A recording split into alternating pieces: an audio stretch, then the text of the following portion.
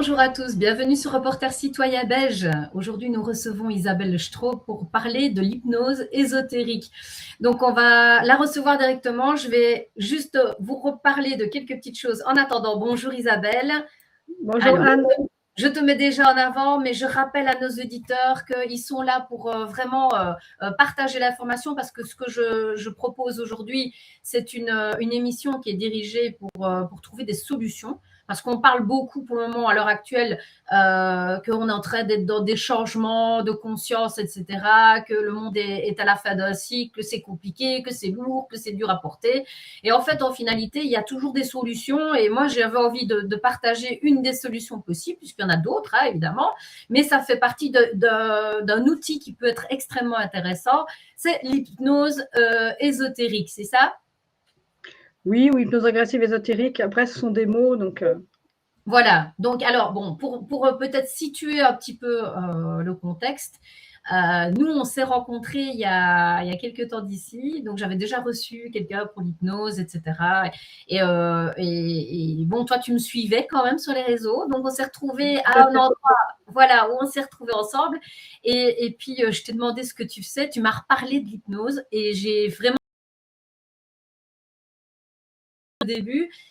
Bon, c'était intéressant, etc., mais j'avais pas vraiment accroché. Et puis subitement, ben, toi, tu arrives dans ma vie et tu me proposes de tester. Et bon, j'ai eu l'occasion de tester et c'est pour ça que j'ai voulu t'inviter absolument parce que j'ai trouvé ça magique. Donc, on va te demander peut-être de te présenter un tout petit peu à nos auditeurs et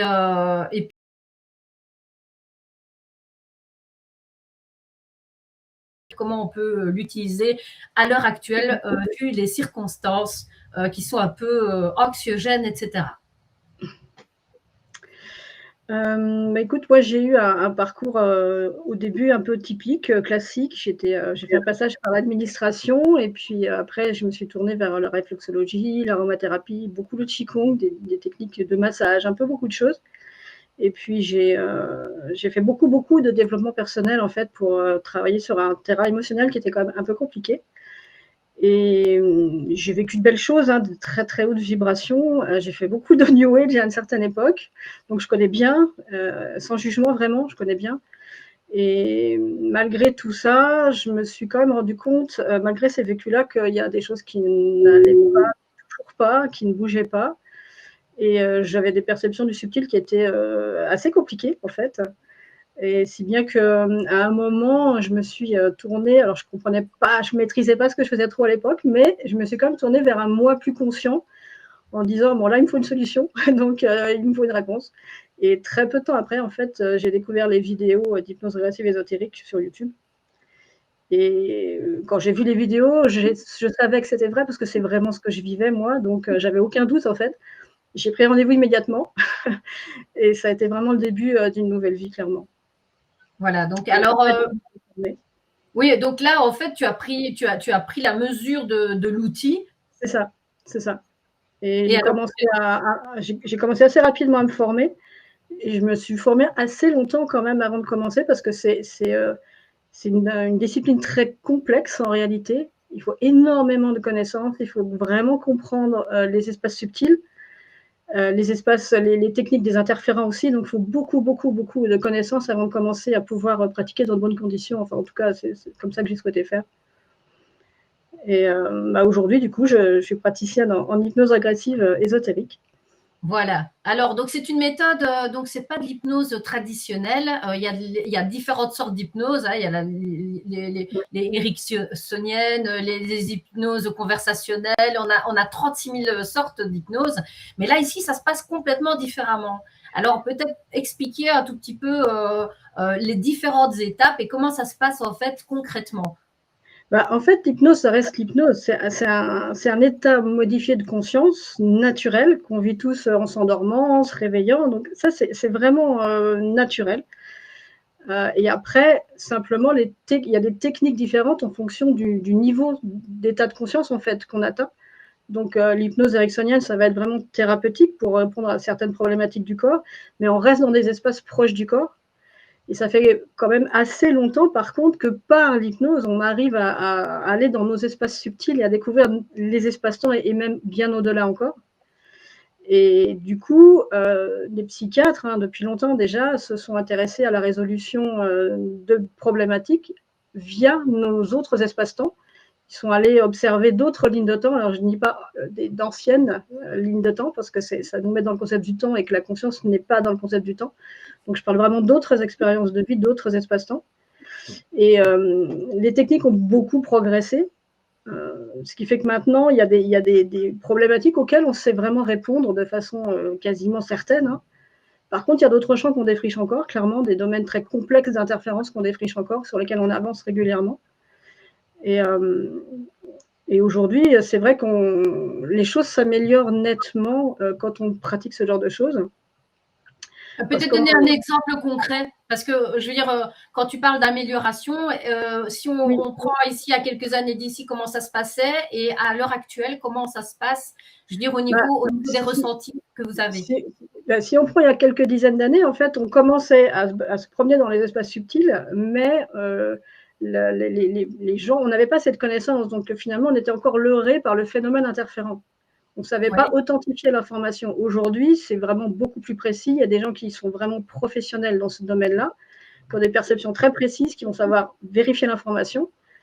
Nous-mêmes, on a acquis beaucoup de connaissances sur les protocoles interférents, donc on sait comment aller les déverrouiller et comment accompagner la conscience, parce que vraiment le principe de base, c'est que là, on travaille sur la conscience.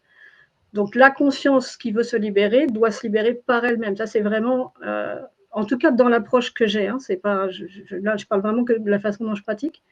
C'est vraiment fondamental de respecter l'autonomie de la conscience qui veut se libérer. Parce que si, par exemple, toi, là, je te dis mentalement comment tu vas changer une roue,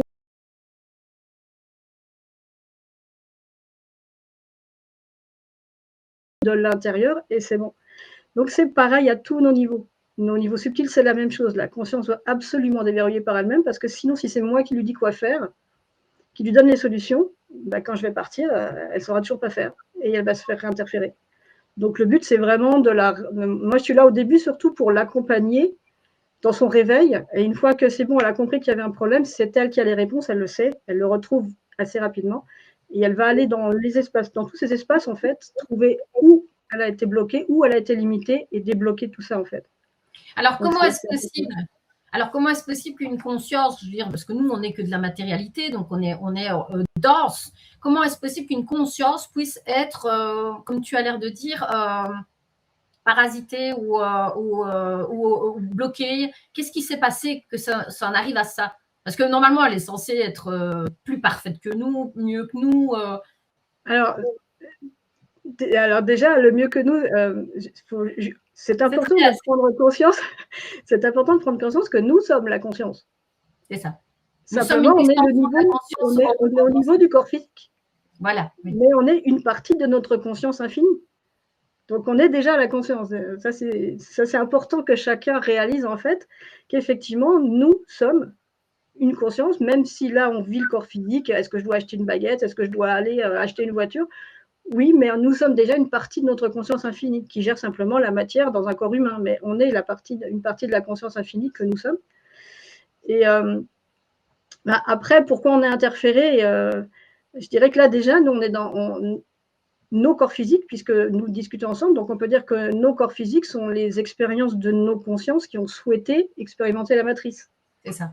Alors, derrière le mot souhaiter, encore une fois, là, je reste en général, mais toutes ne l'ont pas volontairement décidé. Certaines sont allées expérimenter en sachant qu'il y avait une potentialité de contrôle, mais en voulant l'expérimenter. D'autres y vont pour acquérir les connaissances de la matrice et du contrôle. Alors, ce n'est pas drôle pour les expériences physiques, pour les corps humains qui expérimentent ça, on est d'accord. Mais néanmoins, la conscience dit après, oui, mais moi, j'ai acquis l'expérience, j'ai la connaissance. Et il n'y en a pas tant que ça, finalement, qui disent « je ne réexpérimenterai pas ». Oui, pour elles, c'est une expérience pour nos consciences, parce que c'est...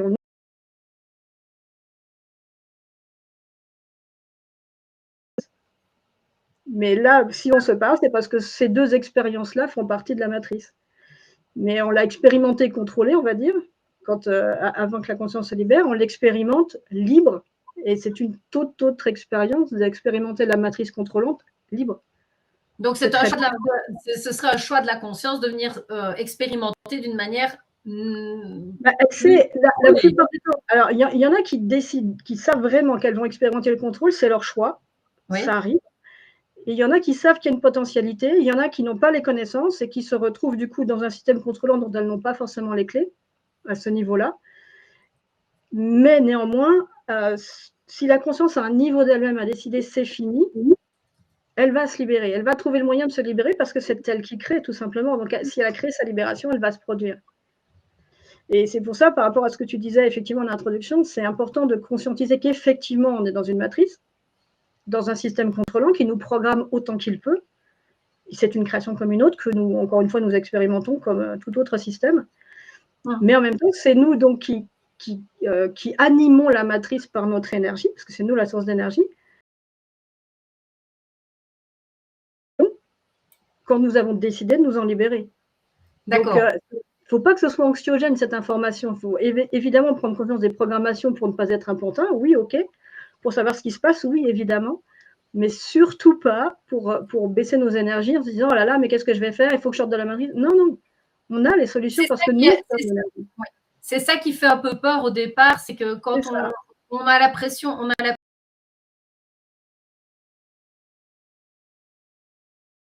le fait de pouvoir savoir, ben, c'est bien de savoir, mais il faut savoir aussi que c'est possible de sortir de cette contrainte.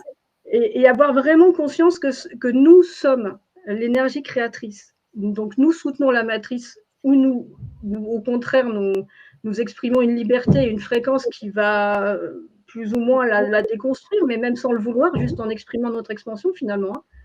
Et c'est vraiment nous qui avons les tenants et les aboutissants, en fait. C'est nous créons, nous décréons. C'est notre création. Déjà venue de l'expérimenter et d'en sortir, en fait. Donc, ça voudrait dire, en fait, que même à l'heure actuelle, vu que nous vivons dans une situation qui est pour le moment très anxiogène, etc., cette méthode pourrait nous aider à surmonter cette époque, mais avec une autre vision des choses, avec une autre énergie qui nous permettrait de traverser peut-être les expériences en étant moins douloureux, enfin que ce soit moins douloureux. Alors, à un premier niveau, on peut dire ça parce qu'effectivement, quand la conscience est libre, il y a tellement de choses qui se modifient que l'expérience n'est pas du tout la même dans ce corps humain, clairement. On retrouve son pouvoir créateur, on retrouve toute son énergie, on cesse d'avoir une réalité co-créée avec des interférents, mais cette fois-ci, la réalité est créée par notre conscience qui, évidemment, n'est pas là pour nous créer des croche-pieds, des relations toxiques à répétition, des accidents de vie, elle n'est pas là pour ça. Donc, il y a beaucoup de choses qui changent, mais c'est plus vaste que ça, parce qu'en réalité, la réalité, c'est ce que l'on conscientise. Et donc, finalement, quand on commence à retrouver notre connaissance du subtil, quand on commence à comprendre notre pouvoir créateur, on se rend compte qu'effectivement, c'est nous et notre choix fréquentiel, ce qu'on émet en fréquence, qui crée la réalité qu'on conscientise. Donc, ça veut dire donc ça veut dire qu'on reprend conscience que nous sommes maîtres du jeu. C'est ça, parce que tu dis supporter ce qu'on vit, mais c'est encore autre chose, parce qu'en réalité, à mesure que une proportion importante, on va dire en fonction de la proportion des gens qui justement ont conscience de ce qui se passe, émettent une autre fréquence, la réalité qu'on va conscientiser évolue. Nous créons une ligne de temps à chaque instant, en fait. C'est ça qui est encore plus important.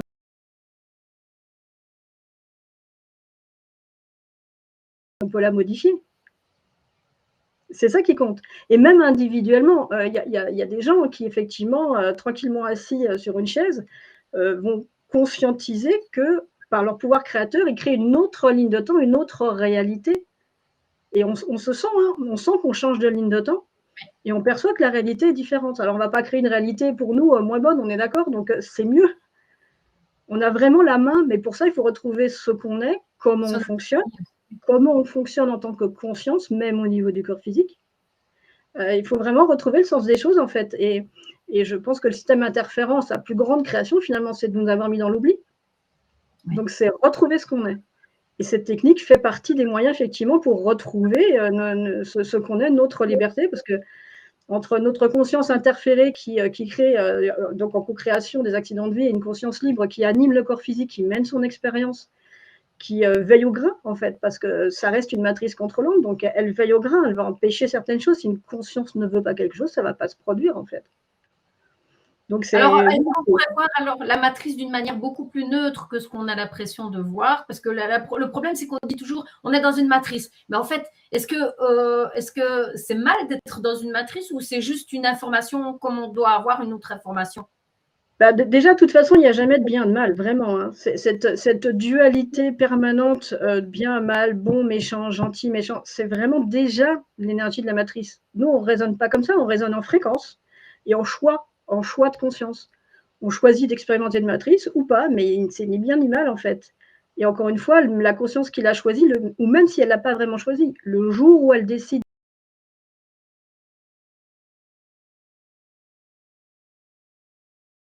parce que quand on fait une session, en fait, toutes les informations circulent dans le subtil après pour toutes les consciences. Donc, il y a des consciences qui vont se libérer simplement parce que l'information circule. Si elle a créé et que c'est fini, elle va trouver le moyen, tout simplement. Alors, pour revenir et pour que les auditeurs comprennent bien, donc une conscience, enfin non, moi par exemple en tant qu'individu, je décide d'aller faire une séance d'hypnose. C'est comme si c'était ma conscience déjà qui avait déjà travaillé pour que je me libère. Exactement. Alors, exactement. Elle a créé la libération, et c'est pour ça que toi, à un moment donné, tu résonnes avec quelqu'un qui va pouvoir te proposer cette information. Elle crée des synchronicités pour que, voilà, elle crée des c'est vraiment comme les métronomes hein, qui s'accordent, c'est la même chose. Si on s'est mis en résonance toutes les deux, c'est parce qu'il y avait cette création, en fait. Oui. Pas pour une autre raison. Et c'est bien parce que de comprendre ça, ça nous permet de sortir complètement du sauveur. Parce que quelqu'un que ça n'intéresse pas, il n'y a pas à l'embêter avec ça, c'est juste que sa conscience ne l'a pas créé et que donc lui n'y est pas sensible, ne va pas raisonner avec. Donc fin du sauveur, ça c'est très intéressant. Oui. Donc sortir de la conscience de l'autre. Sortir du triangle de Cartman pour devenir responsable de ses actes. Ça veut dire que là, on prend conscience que nous sommes responsables à tout moment de nos actes et que ce qu'on a dans notre tête en fréquence va avoir une répercussion au niveau de la matière. Et c'est pour ça parce que de toute façon, c'est pas parce que la conscience est interférée qu'on cesse d'être la conscience au niveau physique, d'accord, au niveau du corps physique. Donc, interféré ou pas, on a l'information simplement, on l'a de façon moins fluide quand on est interféré, parce qu'effectivement, il y a des niveaux où ça dissonne complètement, parce qu'il y a effectivement des limites, des blocages, des programmations, il y a des tas de choses. Mais on a quand même l'information, la preuve, c'est que d'un seul coup, on a l'intuition de « attends, c'est là ». Donc, on a capté l'information. J'ai ressenti, c'est le moment, c'est l'instant. Donc, quand je t'ai croisé, qu'on a discuté, je me suis dit, oh, ben c'est OK, c'est pour moi. Là, c'est pour moi, c'est OK. Alors il y a beaucoup de gens comme ça. Hein. Il y a beaucoup de gens comme ça, parce que là, nous, on ne le sait pas, en fait, quand on trouve l'information, on ne le sait pas encore que c'est ça. Mais on a l'intuition, on se jette dessus, comme moi, je l'ai fait quand j'ai découvert la technique, je savais que c'était ça. Et parce que ça résonne, parce que la conscience a dit, c'est fini. J'ai expérimenté, c'est bon, je décrée. Donc, quand tu fais ton expérience d'hypnose régressive ésotérique, tu commences tout doucement à connaître ton pouvoir créateur, donc tu vas commencer à l'exercer. C'est ça, et on l'a, encore une fois, on l'a avant, puisqu'on est la conscience, oui, avant. Oui. Mais on prend conscience. Mais effectivement, une fois que la conscience est libre et que du coup les énergies passent vraiment de façon fluide à tous nos niveaux, jusqu'au corps physique, jusqu'aux cellules, vraiment au cœur des cellules, il y a énormément de prises de conscience qui se font à mesure que le schéma émotionnel est dissous aussi, parce que ce sont les émotions hein, souvent qui nous mettent sur des fausses pistes, notamment ce qui est tellement fréquent, le manque d'amour, le manque de confiance en soi, la dépendance émotionnelle, c'est tellement vaste, on peut avoir tellement de blessures émotionnelles. Et en fait, la conscience, petit à petit, va fluidifier cette information. Alors, ça prend un temps différent pour chacun, clairement, hein, parce que du coup, ça va dépendre beaucoup de notre chemin de vie. S'il y a un chemin de vie avec beaucoup d'agressions, beaucoup de traumas, c'est clair qu'il y a des schémas de survie très présents dans le corps physique. Donc, ça veut dire qu'il y a une résistance au changement forte. Donc, le temps que tout ça se dissolve et que vraiment on commence à pouvoir vider la barque émotionnelle, il peut se passer du temps. Ça va vraiment dépendre de chacun, de chaque conscience, de chaque chemin de vie. Il n'y a pas de règle. C'est très important d'ailleurs de comprendre comment ça se passe au niveau du corps physique. Parce qu'il je pense qu'il y a beaucoup de gens qui ont tendance à penser qu'une session, c'est une baguette magique. Et vraiment, c'est très, très loin d'être ça. Ça libère nos espaces subtils, oui, ça, ok. Mais les résistances au plan physique peuvent faire que c'est pas si simple que ça pour tout le monde. Donc, il y a des moments de métabolisation ou de descente des nouvelles informations qui peuvent être compliqués en fonction de notre chemin, de nos défenses. Et en plus, avant session, on métabolisait, on recevait les informations de un certain nombre d'autres expériences de vie qui étaient elles aussi interférées et qui ne nous appartenaient pas, c'était d'autres expériences, mais on recevait tout ça et on s'est identifié à tout ça. Donc le temps qu'on comprenne, qu'on fasse le tri, que ça c'est pas à moi, voilà, il faut quand même peut-être prendre justement ces exemples-là, et je reprends peut-être mon exemple puisque j'ai eu l'occasion de le vivre, et je vais donner un exemple concret puisque bon, moi, comme je t'expliquais, je faisais beaucoup des crises de tétanie dues au froid et je faisais des engelures spontanées. Et puis, en allant faire l'hypnose, donc je me suis rendu compte qu'effectivement, une partie de ma conscience avait expérimenté autre chose. Donc, la banquise. Donc, j'étais morte de froid. Et ceci expliquant cela, c'est pour ça qu'il y avait un réveil parfois de certaines mémoires qui, j'ai l'impression qu'elles ne m'appartiennent pas parce que bon, moi, je n'ai jamais vu, enfin, je suis portugaise, donc je suis censée être dans le sud.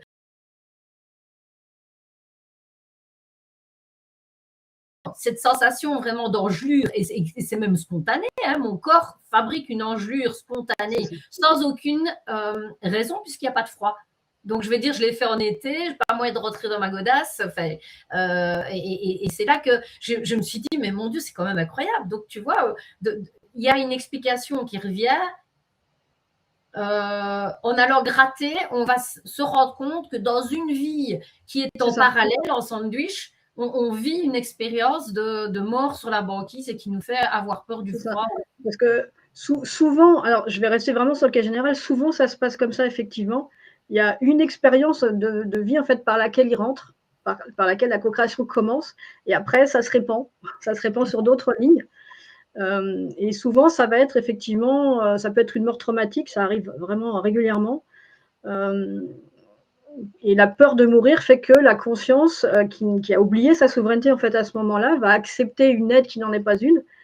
Parce qu'évidemment, ils ne vont pas nous dire qu'ils vont pourrir nos vies, nos expériences et nos lignes de temps. Donc, ils nous disent, si tu acceptes, je vais t'aider, tu vas rester en vie, tu vas faire plein de choses. Et à ce moment-là, la conscience dit oui, et voilà, ça commence, c'est parti comme ça. Mais ça reste un accord, en fait, de notre conscience. Il faut vraiment bien comprendre qu'à un moment donné, il y a un accord. Hein. C'est vraiment nous qui créons et qui décréons. Ça évite de tomber dans la victimisation, je trouve, beaucoup. Et du coup, quand elle a décidé c'est fini, c'est fini. Et en fait, en session, comme c'est encore une fois une résonance de fréquence, que la conscience est là pour se libérer, la personne qui rentre en télépathie va en fait être reliée par résonance de fréquence à l'information qui permet à la conscience de se libérer, même plus exactement à l'information qu'elle nous présente comme étant l'information pour se libérer. C'est vraiment une résonance. Oui, alors mais maintenant peut-être pour revenir quand même sur la conscience, donc on parle de conscience, c'est-à-dire que nous fabriquons nous-mêmes nos expériences, on est bien d'accord. Donc c'est que même la matrice a été fabriquée par notre conscience. Il y a des êtres à l'origine de la création de la matrice. Après, est-ce que nous, normalement, enfin, moi je ne pense pas faire partie des créateurs de la matrice, mais il y a d'autres êtres qui ont créé ce système contrôlant. Et on peut être confronté à eux, effectivement, au cours des sessions. Ça, c'est certain. Là, c'est vraiment sur d'autres plans, évidemment. Hein. C'est des plans qui sont proches de la source. Alors ça, c'est encore autre chose, parce que c'est pareil, il y a beaucoup d'égrégores sur le mot source. C'est pour ça que j'essaie de ne pas l'utiliser, parce qu'il y a trop d'égrégores dessus, en fait. Ce qu'on a tendance à nous dire, c'est qu'il y a une cellule originelle qui s'est répliquée en créant des consciences. J'ai peu envie de l'appeler source, parce qu'encore une fois, il y a beaucoup trop de littérature là-dessus, beaucoup trop d'émotionnel sur la source. Notamment, il y a un gros émotionnel humain sur « je veux retourner à la source », alors qu'en réalité, nous le sommes tous. C'est ça. Donc, une conscience n'a pas d'émotionnel par rapport à cette cellule d'origine, parce qu'elle sait qu'elle l'est. C'est comme un système en fait vertical. Si on monte dans nos niveaux, à un moment, on conscientise qu'on est le tout, effectivement, et qu'on est aussi cette cellule-là, qu'on est le tout. Le un est le tout, en fait.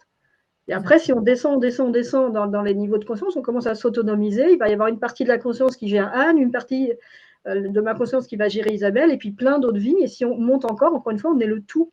On le vit.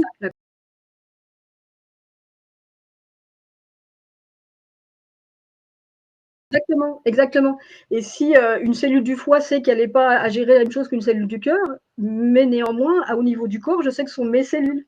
Donc, c'est effectivement un système comme ça qui remonte jusqu'à donc, la cellule originelle. Donc, retourner à la source, ou plus près de la source, non, ce sont des êtres, en fait, les êtres qui ont choisi d'expérimenter le contrôle et de créer le contrôle. Il y en a certains qui ont créé cette matrice, il y a d'autres matrices, il y a vraiment pas mal de choses. Hein. Et puis, le choix même du contrôle, encore une fois, est un choix. C'est-à-dire qu'un être contrôlant peut, s'il le veut, il peut très bien cesser d'expérimenter le contrôle. Mais c'est un choix de conscience comme un autre, vraiment en dehors de toute notion de bien ou de mal. De bien, c'est vraiment ça. C'est une dualité qui ne nous appartient pas. C'est vraiment des choix d'expérience pour la conscience. Donc là, il faut vraiment qu'on lâche l'idée de bien, de mal.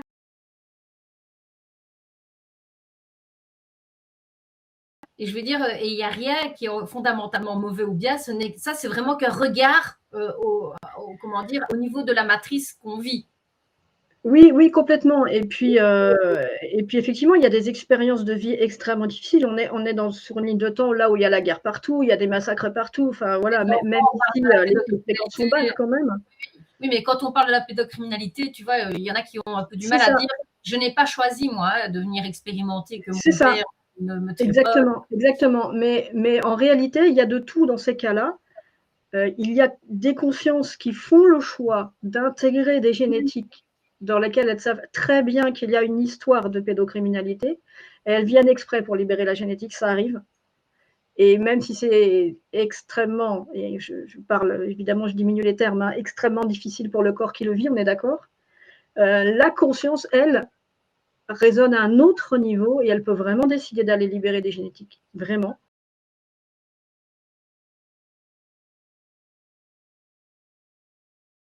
Dès la création, dès leur autonomisation, et elles se sont fait emmener dans ces trafics-là.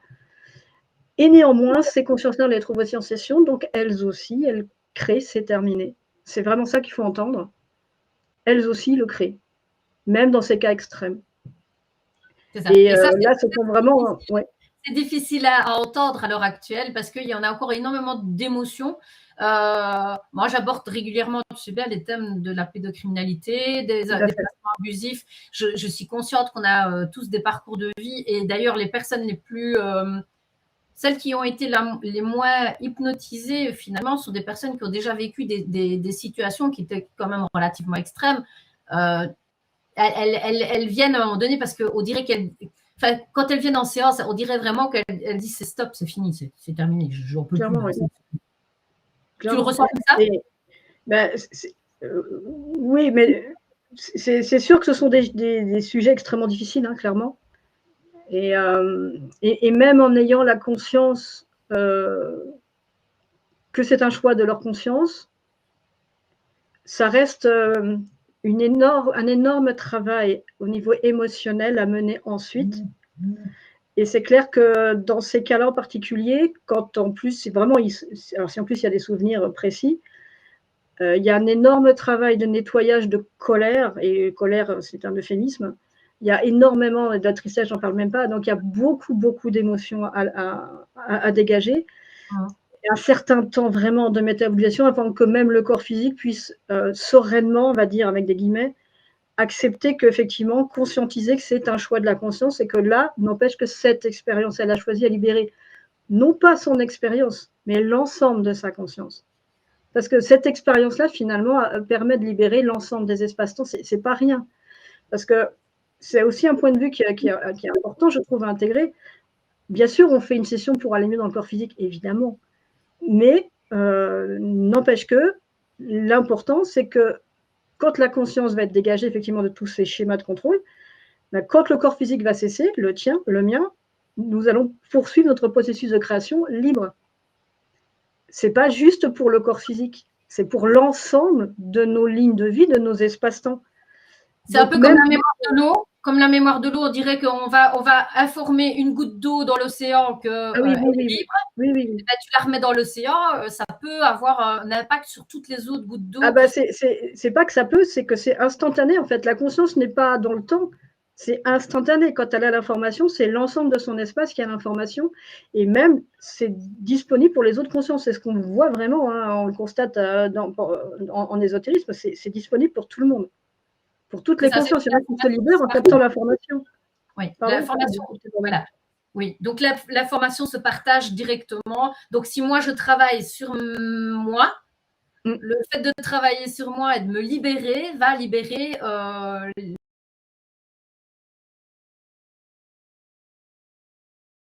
Futur, ça nous met dans le temps. même pas, Il y a en une fait. partie des consciences, il y a d'autres consciences qui se libèrent grâce à l'information que tu libères en fait. Oui. Parce qu'en plus, les sessions sont toutes différentes, donc il y a des informations différentes qui sortent hein, quasiment à chaque fois. Donc l'information, effectivement, se libère progressivement au sein des consciences. Et, et clairement, parce que tu parlais des réseaux, c'est sûr que ce sont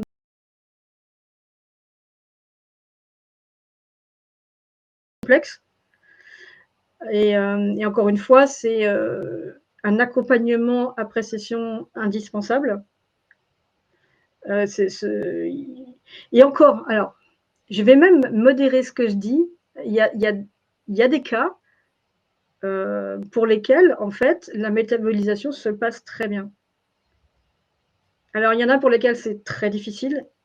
Et du coup, c'est important de ne pas déjà créer par la peur et l'anticipation une métabolisation difficile, parce que même dans ces cas-là, ça peut se passer de façon vraiment correcte, hein, vraiment. Hein. Ah ben On moi, peut pas personnellement, je savoir. vais dire, moi, personnellement, le départ a été, je vais dire, plutôt joyeux. Hein, j'étais dans un élan très joyeux. Et puis, alors, j'ai ressenti quelques difficultés enfin, un peu plus tard. Donc, peut-être l'expliquer aussi pourquoi ça peut arriver que ce soit plus tard aussi comme ça. Oui, oui, oui, parce qu'effectivement, on a, je crois, on l'a un petit peu dit tout à l'heure, en fonction de nos schémas intérieurs émotionnels, on peut plus ou moins accepter facilement le changement, parce que c'est vraiment un changement que nous proposent nos parties plus élevées, nos parties subliminales. C'est vraiment, oui, un mouvement. Et on sait très bien que l'être humain, pour la plupart des êtres humains, ont peur des changements. Et là, en l'occurrence, on a de nouvelles fréquences beaucoup plus hautes qui descendent. Et ça vient choquer toutes les fréquences basses auxquelles on s'est habitué. Alors, il y a des changements qui se font rapidement, mais le cœur de la défense émotionnelle, il faut déjà que ça se dissolve pour qu'on ait accès à nos émotions. Parce qu'il y a beaucoup de gens qui ont fait des carapaces émotionnelles et leur système de survie, ça a été justement de ne pas voir l'émotion. C'est ça. Parce que sinon, c'était trop dur à gérer. Et c'est la survie, il faut remercier cette partie-là, il n'y a pas de problème avec ça. Mais là, du coup, le temps qu'elle s'apaise, le temps qu'elle comprenne, OK, je peux disparaître, en fait, et du coup, avoir accès à mes émotions parce que ce n'est plus dangereux. Le temps que ça se passe, il peut y avoir un certain, effectivement, un délai. Et du coup, ensuite, on a accès aux émotions qu'on n'a jamais pu voir, auxquelles on n'a jamais pu accéder parce que c'était trop dangereux à un moment donné de notre vie. Et là, c'est le moment. Donc, il y a des choses qui commencent à remonter et c'est joyeux parce que ce n'est pas forcément facile, loin de là, mais c'est vraiment le début de la barque qu'on vide. Vraiment. C'est vraiment le début. Donc, c'est pareil, il ne faut pas hésiter à se faire accompagner, à discuter avec des gens qui comprennent, à se faire expliquer la métabolisation, comment ça fonctionne, comment fonctionne le corps humain, l'émotionnel. Et d'ailleurs, ça arrive aussi que quand l'expérience est compliquée comme ça au plan physique, ça peut arriver que la conscience crée de nouveau une session alors qu'elle est libre, mais pour fluidifier l'aspect vraiment plan physique. Ça peut vraiment arriver parce que ces objectifs ne sont pas assez rapides, parce que voilà. Donc, ça peut très bien arriver que la conscience le crée. Et du coup, ce qui est important intérieurement, c'est d'arriver à faire la différence entre j'ai peur et je veux refaire une session parce que j'ai peur d'être interféré. C'est pas la même chose. Ou non, je sens qu'effectivement, il y a une demande parce qu'il y a encore des blocages et c'est ma conscience qui m'y emmène. Et du coup, c'est important d'être ouvert à ça sans entériner des peurs, en fait. Et moi, ça m'est arrivé, donc effectivement, j'ai bien vécu de l'intérieur cette demande intérieure de on y retourne, alors que je savais très bien que j'étais libre, il n'y avait aucun doute là-dessus. Et il faut faire confiance à la personne qui seule, en fait, a l'information de sa conscience, pardon. Et puis arriver à discerner si vraiment la personne est beaucoup, beaucoup dans la peur, ben, arriver à faire la part des choses. Est-ce que c'est de la peur ou est-ce que c'est vraiment une demande de la conscience? Oui, oui. Donc là, oui, parce que la conscience est capable alors de mettre en place un stratagème pour qu'on puisse obtenir et qu'on puisse revivre cette session. Bah, la preuve, moi, j'ai un peu vécu ça inconsciemment. C'est toi qui m'en parle. Donc, je veux dire, et c'est ça qui est intéressant parce que parfois, moi, je sentais bien qu'il y avait quelque chose qui n'allait pas bien. Et puis finalement, c'est toi qui me téléphones en me disant Anne, il faudrait peut-être qu'on remette un peu à niveau ton. Je me suis dit, oui, alors, je précise quand même que c'est vraiment très particulier dans ton cas parce que normalement, ça ne se fait pas. Parce qu'évidemment, c'est la personne qui reçoit l'information de sa conscience et qui contacte un opérateur. Mais il se trouve que vraiment, c'est la première fois que ça arrive en plus. Donc, je précise quand même. C'est que, en fait, j'étais en train de faire des observations, j'étais même pas en session, et il y a une information qui est venue sur toi, et je me dis, oh, là, il faut que j'en discute avec Anne. Donc, c'était très, très atypique. Normalement, c'est absolument pas même à l'opérateur d'être à l'origine d'un contrôle, parce que c'est pas lui qui a l'information. Non, justement, c'est toi qui tu me dis qu'il n'y a pas besoin spécialement de contrôle. S'il y a un contrôle, ben, ça se mettra, mais c'est pas systématique du tout. Que du contraire. Non, c'est pas systématique. Alors après, et encore une fois, c'est mon approche. Je m'aperçois que nous peaufinons quand même les protocoles régulièrement, qu'on a des nouvelles informations qui arrivent régulièrement. Et donc, dans certains cas complexes, encore une fois, je vois bien que c'est intéressant de retourner, non pas forcément, on ne va pas retrouver le même schéma d'interférence, il est réglé. Mais par contre, il y a des nouvelles informations qui vont permettre à la conscience de débugger d'autres niveaux. Parce que, en fait, la conscience, elle fonctionne de la même façon à tous les niveaux. Donc, nous, quand on n'a pas conscience de quelque chose, on ne le comprend pas, on n'avance pas, etc. Et on s'aperçoit que les consciences n'ont pas toutes.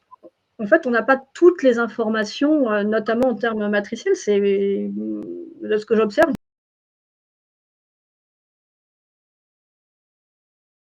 Physique, c'est évident que ça libérait des structures encore. Donc, parce que c'est une technique évolutive, parce qu'on en sait plus qu'il y a 20 ans et que j'espère bien qu'on en sait moins que dans 20 ans, ça peut être intéressant effectivement de se mettre à niveau en fait, par rapport à ce qu'on a pu découvrir. Alors, c'est aussi un système qu'on peut utiliser, donc même pour poser des questions beaucoup plus d'ordre général. Et d'ailleurs, nos auditeurs doivent avoir déjà vu ce genre de méthode où on pose des questions, par exemple, sur la vie du Christ, sur une guerre. On va aller revisiter, aller chercher des informations. Donc, les auditeurs ont déjà certainement entendu ce genre d'hypnose, plus dans ce domaine-là. Disons qu'il y a deux choses différentes. Il y a des enquêtes sur n'importe quel sujet où effectivement on peut aller observer des événements, mais il faut bien savoir identifier la bonne ligne de temps et ne pas observer une ligne de temps qui en fait n'est pas celle qu'on voulait observer. Il faut quand même savoir où on va et ce qu'on fait. D'une manière générale, il ne faut pas non plus aller n'importe où, dans certains endroits quand même assez dangereux en termes d'interférence. Ce n'est pas dangereux pour notre conscience, encore une fois, elle sait gérer, mais par contre, pour le corps physique, il ne faut pas faire n'importe quoi, clairement. Surtout si on ne sait pas, il ne faut vraiment pas faire avec les plans subtils. Et après, il y a les sessions, donc ça, c'est vraiment la libération de la conscience, ce sont deux choses différentes. C'est ça, d'accord. Et clairement, pour accompagner une conscience dans sa libération, il faut énormément de connaissances, vraiment. Il y a beaucoup de gens qui se lancent en ce moment, il n'y a pas de souci avec ça, mais c'est vrai que je pense que c'est intéressant que les gens sachent à quel point il faut beaucoup de connaissances pour réellement accompagner une conscience avec précision vers sa libération, parce qu'encore une fois, il y a des schémas très classiques, impeccables, tant mieux pour la personne, sincèrement. Il y a des schémas très classiques qu'on connaît depuis longtemps, ça roule, il n'y a aucun problème. Mais il y a des schémas extrêmement complexes et on ne sait jamais à l'avance sur quoi on va tomber. Donc, pour ces schémas-là, d'ailleurs, la personne le sent généralement, si c'est complexe, elle va le sentir. Ça arrive vraiment qu'on le sente, qu'on sache que quand même, il y a des trucs un peu bizarres. Et à ce moment-là, il faut quand même beaucoup de connaissances pour arriver à démêler tout ça. Tu as des stades où tu as des consciences qui ne sont même pas conscientes de certaines choses, qui oublient qu'elles ont créé certaines parties d'elles-mêmes, enfin qui oublient consciemment de... C'est un peu particulier ah oui, qui s'autodivise. On dirait qu'elle crée elle-même des sciences parallèles. C'est assez complexe. C'est toujours en réponse à une problématique de toute façon. Alors après, il y a les interférents pour aider à tout ça, on est clair.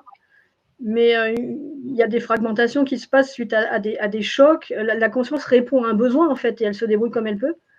Donc, elle fait le choix, la potentialité qui lui résonne le plus à un moment donné. Et du coup, après, quand elle décide, parce qu'elle sent quand même que ce n'est pas juste, il y a une partie de toute façon de la conscience qui sait que ça bug. Donc, à un moment donné, elle va décider que l'expérience du contrôle lui a pris, c'est bon, mais ça y est, c'est terminé. Et elle souhaite de nouveau créer l'expansion, en fait. Alors, moi, j'aimerais bien peut-être qu'on revienne dans une partie de concret. Comment se passe une séance en réalité? Parce qu'on parle de choses, on parle de conscience, on parle d'hypnose, on parle de certains états modifiés de conscience, on parle de plans où c'est un peu particulier, etc. Mais comment, pour la personne qui va décider d'aller d'expérimenter, je vais dire, une hypnose ésotérique, régressive ésotérique, oui. Comment ça se passe concrètement? Alors, là encore, je vais donner ma façon, mon approche, parce que c'est différent même dans l'organisation, en fait, selon les opérateurs. Il y a des opérateurs qui choisissent de passer par la conscience du client directement, sans télépathe. Moi, ce n'est pas mon choix. Et c'est vraiment pareil, c'est ni bien ni mal. C'est juste à faire son choix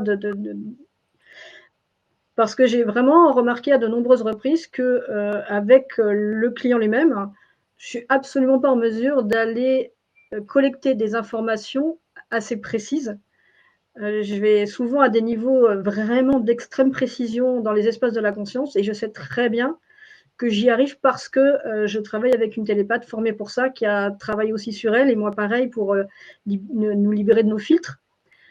Donc vraiment, on a beaucoup travaillé pour avoir une information très précise et pouvoir ramener quelque chose de correct. Et même, c'est tellement subtil à ce niveau-là que même la résonance au sein du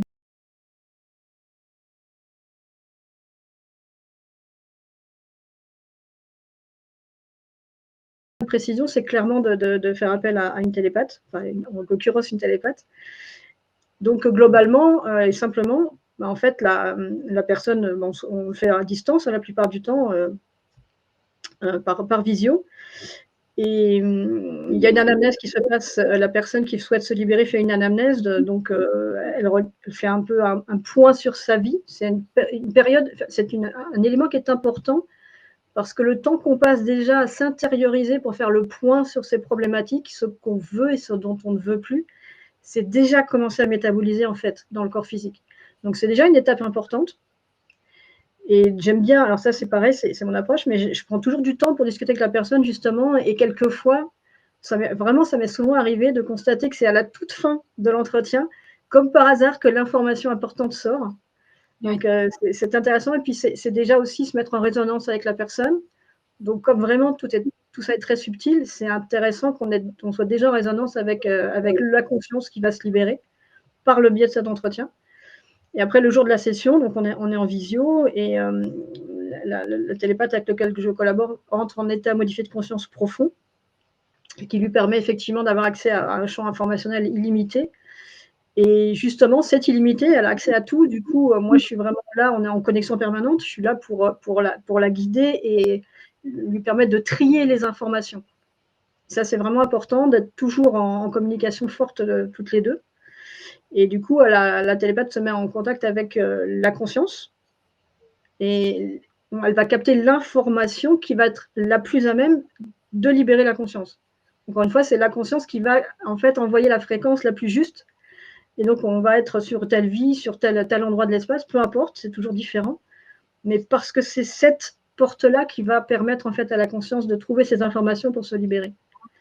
Donc, ça peut prendre entre 1h15 et 2h30, voire plus, ça dépend. C'est quand même, c'est rare, 1h15, non, c'est assez court, 1h15, en fait. Je crois que j'y arrive jamais dans cette. Du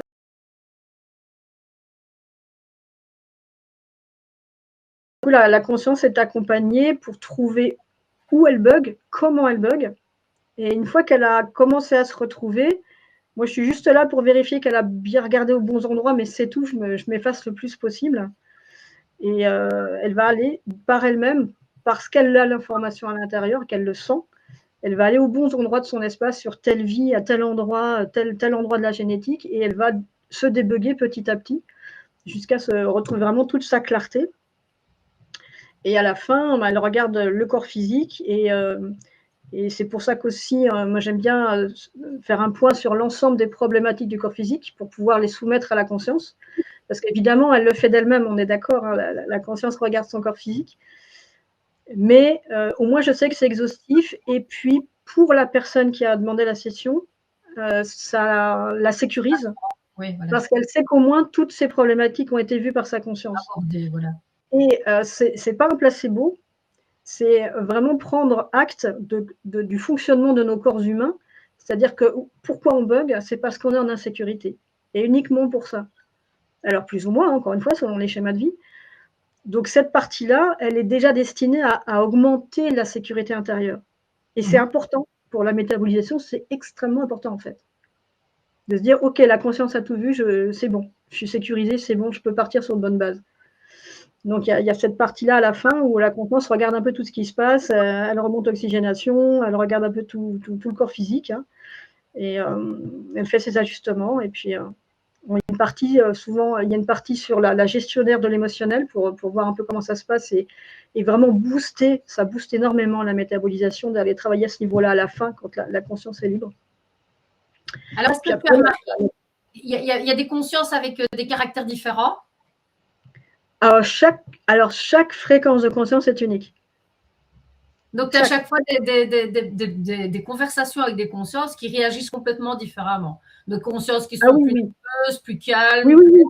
Ah oui, mais complètement. Elles n'ont pas la même fréquence vraiment par elles-mêmes. Elles n'ont pas les mêmes expériences, elles n'ont pas les mêmes schémas émotionnels. Et chacune va d'ailleurs expérimenter par son choix libre certaines émotions.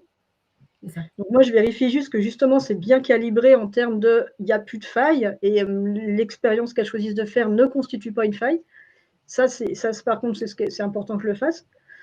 Mais ensuite, chaque conscience fait vraiment son choix. Il y a des gens qui vont, par exemple, l'objectif de la conscience, ça peut être d'expérimenter la spontanéité.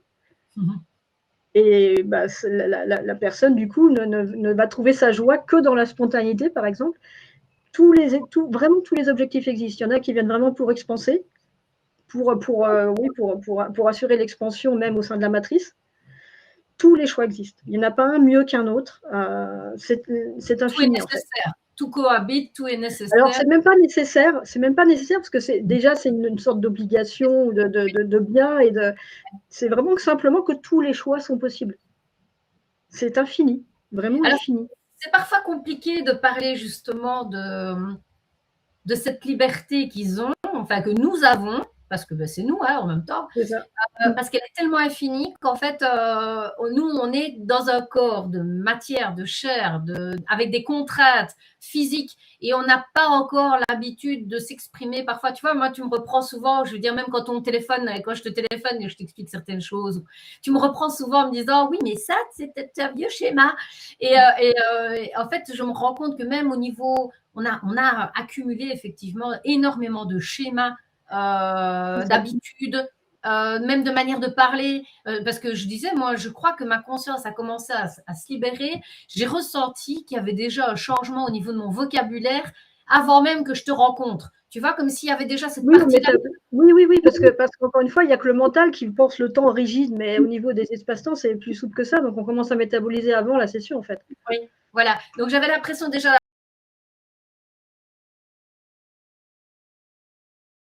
d'arriver chez toi, parce que j'avais déjà travaillé sur certains conditionnements où je me disais, c'est bizarre, tu te poses la question, donc si tu te poses la question, c'est que tu as la réponse. Je dis toujours, même à mes auditeurs, quand je dis à mes apprentis, etc., quand tu te poses la question, c'est que tu as toujours la réponse. Et de toute manière, on a toutes les réponses en nous. Ça, il ne faut pas l'oublier. C'est qu'on a tout, on cherche parfois à l'extérieur ce qui, au final, est dans notre intérieur.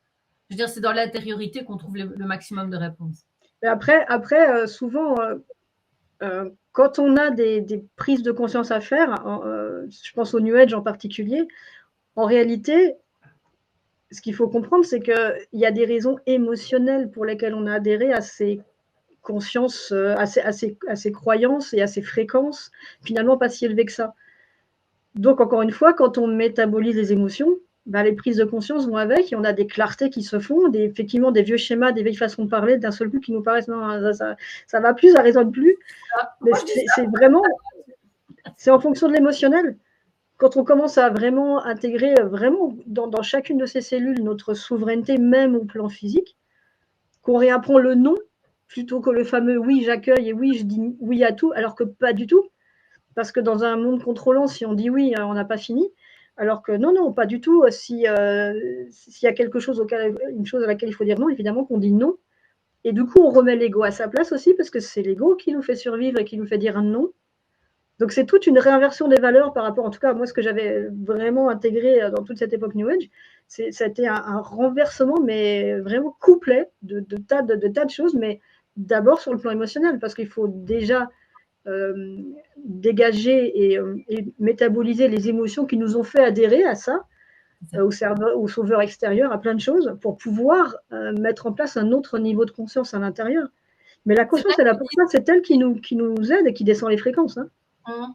Tu parles de dégager, j'aime beaucoup parce que c'est en fait c'est enlever chaque fois des filtres de perception qui sont dus à un conditionnement vu qu'on a vécu telle ou telle expérience. Donc en fait, le maximum de travail, c'est ça en fait. Hein, c'est vraiment l'émotion derrière. C'est vraiment c'est ça qui est très important en fait. Hein. C'est de comprendre que finalement, on va avoir de la clarté sur notre émotionnel. Alors, on va revenir sur l'émotionnel, mais donc ici, moi, je pense souvent quand je parle du fait d'expérimenter cette matrice-ci, c'est que justement, on expérimente toutes les émotions qui sont liées au final à la plus belle des émotions, qui est l'amour absolu. Je veux dire, donc chaque émotion va nous rappeler ce qui nous sépare de l'amour, finalement, inconsciemment, je trouve. C'est cette idée de tous ces sentiments. Je ne sais pas, c'est un peu cette sensation que j'ai. Est-ce que c'est juste? Alors, les émotions, elles sont toujours liées disons ce que je vois, c'est que il y a beaucoup de gens qui se dirigent effectivement vers l'amour universel, l'amour infini, l'amour. Et en fait, il peut vraiment facilement y avoir des failles émotionnelles là derrière. Non pas que ça ne soit pas intéressant, l'amour, au contraire, c'est une fréquence très élevée, on est d'accord, mais en réalité, mais en réalité, celui qui compte le plus, c'est l'amour de soi. Oui, exactement. Et c'est parce que justement, on a été blessé, qu'on n'en a pas, qu'on accepte, pour certains, d'être le paillasson des autres, hein, soyons clairs, qu'on accepte d'être sous-dimensionné, qu'on accepte d'être dans la soumission, et la conscience va dire « Oh, c'est fini, Coco. Tu es une conscience magnifique, immortelle, éternelle. La soumission et le sous-dimensionnement, c'est terminé. » Et donc, il faut déjà arriver à le voir pour que ça sorte. Donc, il y a tout un cheminement émotionnel. Et en fait, encore une fois, la conscience fonctionne à tous les niveaux de la même façon. Et en session, elle se libère en faisant quoi, la conscience, finalement? En redevenant présente à elle-même et en voyant ses bugs. Bah, finalement, au plan physique, c'est la même chose. On va se libérer aussi, non? Parce que tu parles de bugs, mais aussi de ses qualités, de ses potentiels, de toute son immensité. Je veux dire, parce qu'on va rester aussi dans le positif. Je veux dire, là aussi, tu vois, et à la fois tes bugs, mais à la fois, tu vois ton potentiel et tu sais que tu as des efforts qui vont avec. Je dirais même que ce sont des vases communicants. Oui, voilà. Oui. Puis tu enlèves d'un côté, puis ça remonte de l'autre. Et au plan physique, finalement, ça va être la même chose. On va retrouver une présence à nous-mêmes et du coup,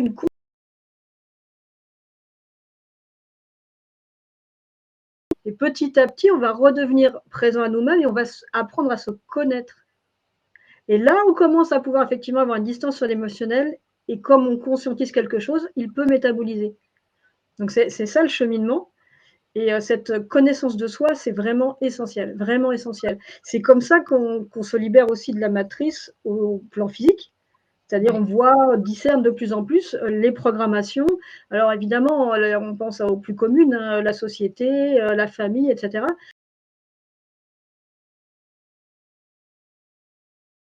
Problème en soi, parce qu'encore une fois, la réponse, c'est chez nous. C'est me connaître pour voir mes schémas émotionnels, mes voiles et m'en libérer. C'est toujours chez nous la réponse. Et ça, Ouais. C'est tout l'enjeu vraiment de connaître ces schémas émotionnels. C'est tellement important de se connaître et parce que c'est très important aussi ça et c'est magnifique. On ne se connaît qu'interféré. Oui, On ne se connaît qu'interféré. Ça veut dire qu'on ne se connaît pas c'est ça. et qu'après une session, quand la conscience se libère, c'est tout un cheminement de se découvrir et c'est vraiment joyeux. On ne se connaît pas. Par contre, Joyeux, le mental, les peurs vont toujours nous dire: «Ah bah, je suis comme ça. Ah bah, j'ai toujours été comme ça». Oui, mais non, parce que maintenant on est libre et on ne se connaît pas, absolument pas. mais tu parles, c'est joyeux, bien sûr que c'est joyeux, mais il faut quand même être, je veux dire, OK, que ce n'est pas confortable. Parce que la libération n'est pas toujours confortable et peut-être revenir au fait que libération et sécurité, ben, c'est pas la même chose. Donc, je veux dire, on est en sécurité quand on est renfermé. Tout à Hein, fait, tout à et fait. puis alors, il y a aussi le côté, c'est libre. Waouh, mon Dieu, waouh, j'ai cette opportunité-là, mon Dieu, ça fait peur parce que l'espace est trop grand, les possibilités sont trop grandes. Et puis, est-ce que je suis capable? Parce qu'il y a d'autres. Est-ce que il faut regérer et ça peut être très déstabilisant parce que, enfin, moi, je ressens ça. C'est que je me rends compte que certains potentiels, je les ai, je ne veux plus du tout me contraindre. Donc, il faut aussi gérer une nouvelle C'est ça, situation en remettant les exactement. curseurs à zéro qui est l'ego, de remettre l'ego correctement et de le restabiliser en se disant et tu t'étais trompé, là c'était en fonction de ce que tu avais perçu C'est il y ça, a quelques années d'ici, maintenant ce n'est plus du tout la même chose, je vais percevoir différemment parce que mes curseurs sont remis à niveau. c'est ça et encore une fois, c'est vraiment, apprendre à connaître ces schémas émotionnels. Ouais. Parce qu'effectivement, tu parles de peur, c'est exactement ça. On a peur de bouger, peur d'avancer, peur d'être aimé, peur d'aimer. Enfin, la liste est très, très longue, on est d'accord? Même Et si c'est c'est pas pas, juste de dire: «J'ai peur», parce que j'ai peur, ça suffit pas, en fait. c'est de C'est aller comprendre d'où encore ça vient. plus Voilà. loin, Ouais. c'est ça, c'est aller plus en profondeur et dire: «Ah OK, je commence à voir comment mon schéma de survie,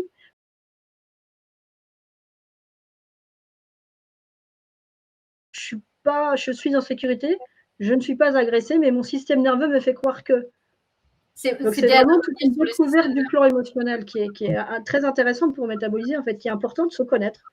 Pas juste j'ai peur et je suis victime de ma peur, c'est non, non, en fait, c'est mon système nerveux qui me fait dire ça parce qu'il veut me mettre en sécurité. Il croit que je ne le suis pas alors qu'en fait, je le suis. Il n'y a plus de danger, il n'y a plus C'est de problème.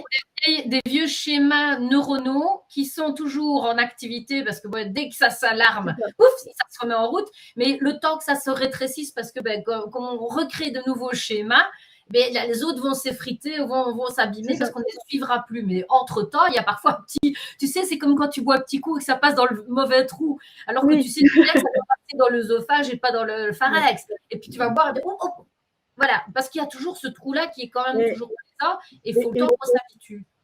et d'autant plus qu'on ne l'a pas évoqué, mais en réalité, quand la conscience se libère, on change de ligne de temps, de facto. C'est vrai. Alors là, pour la conscience à nos niveaux élevés, celle qu'on voit en session avec laquelle on communique, c'est instantané. Parce qu'il n'y a pas de temps, il y a OK.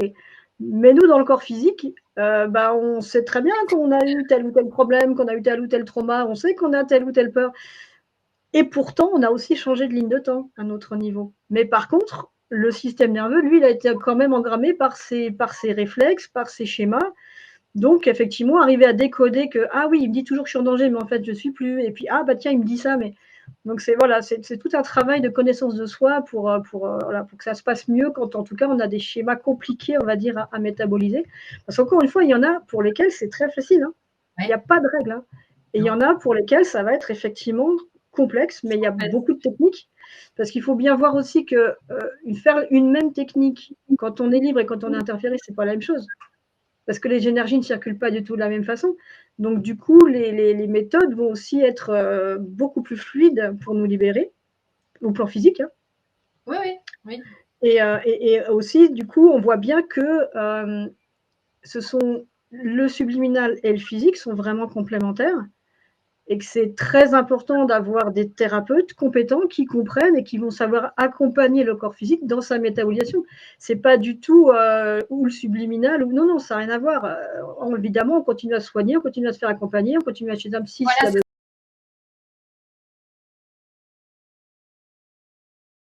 besoin. La session, ça va régler le subliminal, mais le corps physique a besoin des outils plan physique. Voilà. Il ne faut pas tout mélanger, en fait. Voilà, c'est pour ça que nous, on avait discuté, Isabelle, si tu te souviens, qu'il y avait d'autres outils qu'il fallait reparler ouvertement et de mettre en avant. C'était tout ce qui avait un rapport avec le fameux nerf vague. Parce que oui, tout à fait. L'extérieur et le mental va être tout ce qui est nerf vague. Alors peut-être réexpliquer un petit peu comme ça pour qu'on puisse avoir… En fait, c'est très proche de ce que je disais parce que en fait, arriver à décoder ces schémas et ce que le système nerveux a engrammé, ça revient à ça. Et effectivement, il y a beaucoup de techniques aujourd'hui par rapport au nerf vague pour apprendre à réguler ces états. Alors, si on a interféré, on les régule, c'est bien. Mais comme on a fait une session, c'est encore plus intéressant parce qu'on régule, mais on sait que ça métabolise en plus. Et là, on devient vraiment maître de son émotionnel en ayant vraiment clairement conscience et en sachant que ça va métaboliser. Pas forcément en 6 mois, pas forcément en 2 ans, mais ça va métaboliser, ça va bouger. Le tout, c'est de ne plus être le pantin en fait, de nos émotions, qui elles-mêmes venaient de traumas et d'accidents de vie qui étaient co-créés. Enfin, voilà. C'est vraiment cesser d'être un pantin du plan subliminal au plan cellulaire quelque part. C'est la responsabilité toujours. Hein. C'est de revenir vraiment l'autonomie, la souveraineté. Ouais. Alors, moi, je trouve ça génial parce qu'en fait, si tu le sais, là, j'avais déjà testé tout ce qui était souveraineté, mais dans un autre registre. Et je dis toujours que la souveraineté ne se prend pas nécessairement par des écrits ou par taper du poing sur la table, etc. Non, c'est bêtement la stature d'être ancré, d'être aligné, d'être sûr de soi, de savoir qui nous sommes réellement. Et en fait, moi, j'ai remarqué une chose, c'est que tant que j'étais pas rassurée sur le fait de savoir que j'étais légitime, entre guillemets, je me confrontais systématiquement à des expériences de vie qui me prouvaient que je devais reprendre de la légitimité, c'est-à-dire des conflits avec l'autorité. Et depuis que je comprends que je suis autorité, j'ai mon autorité à moi, mon autorité, elle est moi, eh bien, j'ai remarqué que j'avais moins ces expériences de vie. Je les… Parce que, mais c'est normal, parce que à mesure que tu métabolises ce genre d'émotions, tes fréquences émotionnelles se modifient. Donc, tu n'entres plus en résonance avec les mêmes choses. Par exemple, celui qui a des relations toxiques en permanence, en fait,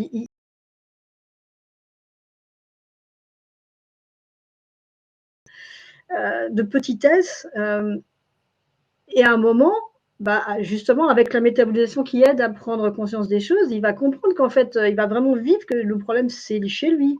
C'est lui qui accepte tout ça. C'est lui qui n'a pas confiance en lui, qui ne s'aime pas, etc. Et donc, ça va métaboliser. Et il y a un moment, en fait, les fréquences sont tellement hautes que ça ne résonne plus du tout avec le prédateur, entre guillemets, hein, émotionnel, qui croisait sa route auparavant, en fait. Le contrôlant. La personne, alors je ne vais même pas dire le prédateur, mais la personne qui réveille justement cette part blessée chez lui. Parce que bon, elle n'est plus, elle est consciente. Si elle se conscientise et qu'elle n'est plus nécessaire en apprentissage, il n'y a pas d'intérêt à ce qu'elle se présente systématiquement. Tant qu'on n'a pas compris, évidemment, ça va se présenter de manière avec des schémas complètement différents. Mais finalement, moi, j'aime vraiment bien voir ça en résonance de fréquence. Les personnes qui, pour des raisons X ou Y, encore une fois, la plupart du temps, ce sont des schémas traumatiques, donc il n'y a pas de jugement là-dessus. Néanmoins, on voit bien qu'autour de nous, dans le plan physique, hein, là on est vraiment dans le physique, il y a des contrôlants et puis il y a des non-contrôlants, c'est comme dans le subtil.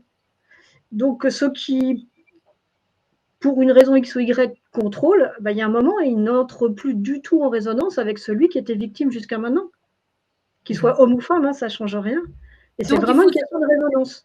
Oui, alors donc il faut prévoir… La personne qui cherche en fait en résonance, qui cherche la victime, elle voit quelqu'un qui est complètement dans sa présence, dans sa confiance et dans son amour de soi, mais il va changer de trottoir en fait parce que c'est pas du tout sa cible. Hein. Donc c'est vraiment une résonance qui ne se fait plus. Oui. Alors, je vais rebondir là-dessus parce que je trouve que c'est important à savoir, c'est qu'à partir du moment où tu fais une séance d'hypnose régressive ésotérique, il se peut effectivement que ton entourage change.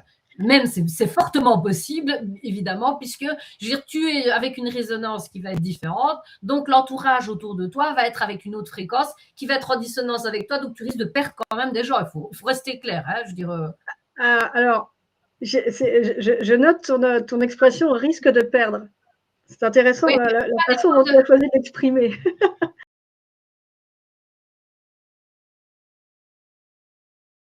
C'est une libération finalement. Et Logiquement, néanmoins, on est attaché à la souffrance, comme si on était attaché à la souffrance, tu vois, oui, inconsciemment. et puis de toute façon, enfin clairement, il y a alors effectivement, nos fréquences changent. Donc, il y a plusieurs types de réactions autour de nous. Il y a ceux qui vont au contraire être en résonance très forte et qui vont profiter de ça.